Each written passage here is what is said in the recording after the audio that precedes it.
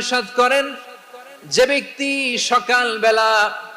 3 বার তেলাওয়াত করবে আউযু বিল্লাহিস সামিউল আলিম মিনাশ শাইতানির রাজিম,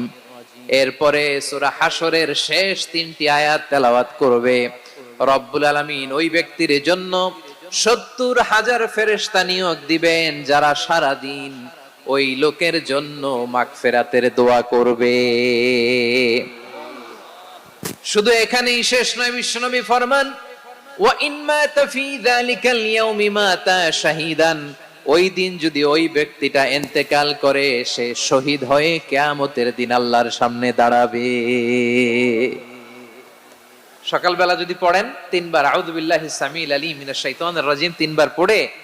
সূরা হাশরের শেষ 3 আয়াত যদি তেলাওয়াত করেন, তাহলে আপনার জন্য আল্লাহ তাআলা 70,000 ফেরেশতা নিয়োগ করবে।